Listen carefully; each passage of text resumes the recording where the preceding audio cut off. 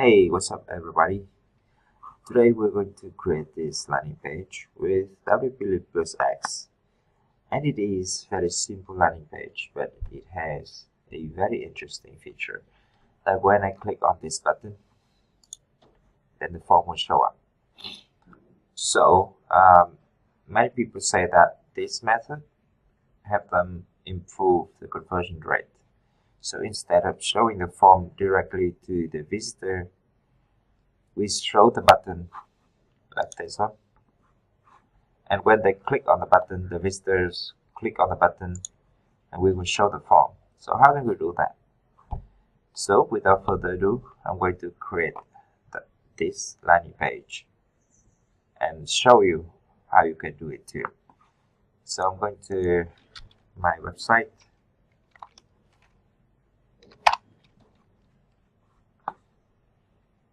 go to WP plus X and make pages, and for this page I'm going to set the size to 480 pixel, quite small.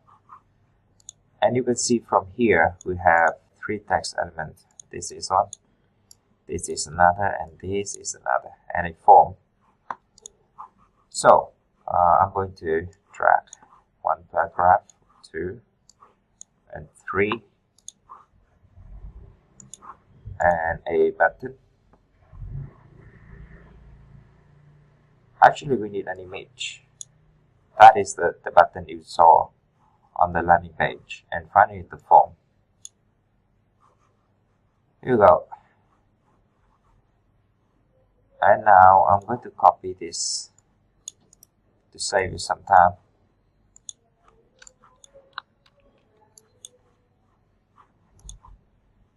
Copy this one and paste it here. And finally copy this one and paste it here. Okay, so we have the basic structure of the page set up. Let's change the button here. So we're going to apply the background color for this row. It is the container of all of these elements. I'm going to use this color.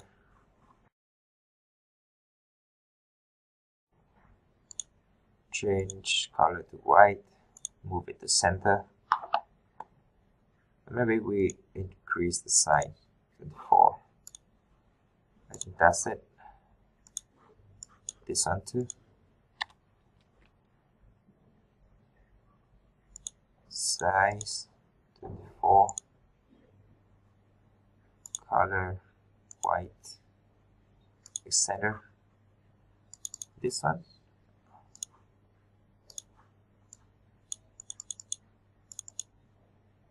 It has color yellow like that. This one is green. This one is yellow. And the font I used is a Google Web font.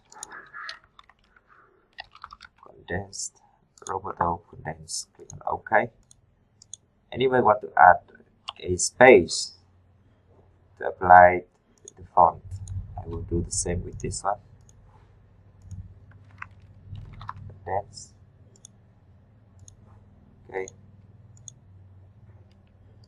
Okay. So we have text. We have text set up. It's time to add some padding around the row. Like I'm going to add 30 padding, and also make the edges a bit curved. So the border radius 10, for example. Okay, and now I'm going to apply a background image, which is this one. Make sure it is no repeat and side is covered. So we are almost done. I'm going to save the page.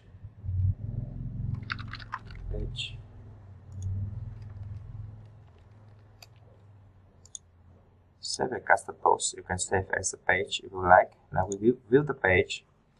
You will see that it looks good, but we still see the form here. So the next thing we do is to first hide the form and make this button clickable. And when we click this button, the first thing it does is to show this form, and the second thing is to hide the button itself.